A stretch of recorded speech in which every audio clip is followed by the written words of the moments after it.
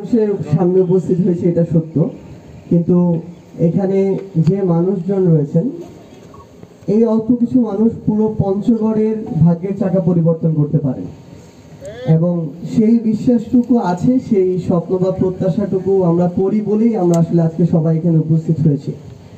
আমাদের পঞ্চগড় জেলা অল্প কিছু সম্ভাবনা কিংবা প্র্যাকটিসের মধ্যে সীমাবদ্ধ।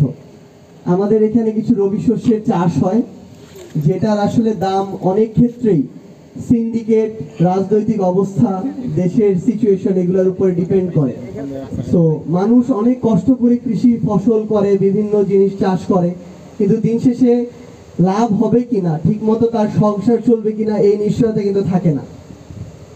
আবার আমাদের ক্ষেত্রে একটা বিষয় দেখা যায়, যেমন এর একবার আগে ধরেন মরিচের দাম বাজারে অনেক বেশি, পরের বার সবাই মরিচ করে।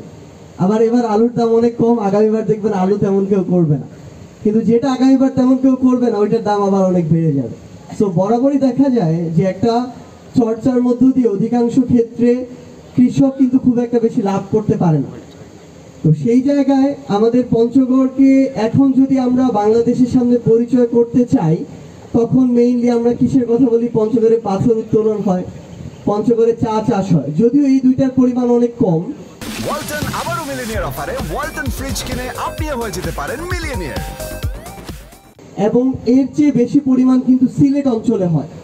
সো কোনো একটা জেলাকে যদি আমরা ব্র্যান্ডিং করতে চাই, তাহলে অন্তত দেশের মধ্যে সবচেয়ে বেশি পরিমাণে সেটা সেখানে হওয়া প্রয়োজন হয়, যেই দুইটাই পঞ্চগড়ে কিন্তু সবচেয়ে বেশি পরিমাণে হয় না। এক্ষেত্রে আজকে জেলা প্রশাসনের উদ্যোগে যে এখানে মাশরুম ও মুক্তা চাষের প্রশিক্ষণের যে আয়োজন করা হয়েছে, আমার মনে হয় যে এখানে আমাদের একটা সুযোগ রয়েছে। পঞ্চগড়ের এই সুযোগটাকে আরো উন্মুক্ত করার জন্য, অবারিত করার জন্য, স্পেশালি মুক্তার ক্ষেত্রে বাংলাদেশে কিন্তু মুক্তা চাষের এখনো কোনো ব্র্যান্ডিং করার মতো রিজিয়ন তৈরি হয়নি কোনো অঞ্চলে। আমরা দেখি যে ঝিনাইদহে একটা মুক্তার ভালো চাষ হয়, এখানে আমাদের সম্মানিত প্রশিক্ষক মহোদয় যিনি আছেন ওনার নেতৃত্বেই অনেকটা। আবার মাশরুম চাষ হয় আমরা মাগুরার ওই অঞ্চলে দেখি অনেকটা বাণিজ্যিকভাবে, কিন্তু এখন পর্যন্ত ব্র্যান্ডিং করার মতো কোনো জেলায় এই দুইটার কোনোটাই সেভাবে হয় না, স্পেশালি মুক্তার ক্ষেত্রে।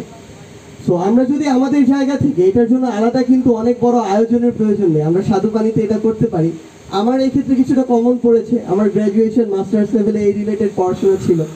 আমরা এটা মাছের পাশাপাশি চাষ করতে পারি। আমাদের গ্রামে বেশিরভাগ ক্ষেত্রে আমাদের মা চাচিরা যেটা দেখা যায় যে তারা কিন্তু গৃহস্থলের কাজকর্ম করে এবং একজনের পরিবারের উপার্জনের উপর নির্ভর করতে হয়। এই জন্য কিন্তু এখানে উপার্জন বেশি না, পারিবারিক জীবন প্রবাহ এতটা সচ্ছল না। আমার আম্মু সবসময় একটা আফসোস করতো যে আমার আম্মু চাইলে একটা চাকরি করতে পারতো, কিন্তু আমাদের দিক তাকিয়ে উনি চাকরিতে যাননি, এবং যেটা হয়েছে আলটিমেটলি যে কোনো প্রয়োজনে আমার বাবার কাছে টাকা চাইতে হতো। তো এখন অনেক মায়েরাই কিন্তু স্থানীয় পর্যায়ে এটা আর চায় না, চায় নিজেরা স্বাবলম্বী হতে। সেই জায়গায় একদম ঘরে বসে থেকে অল্প কিছু সময় যদি এই পরিচর্যাটাতে তারা থাকেন, তারা কিন্তু একটা ভালো উপার্জন করতে পারবেন।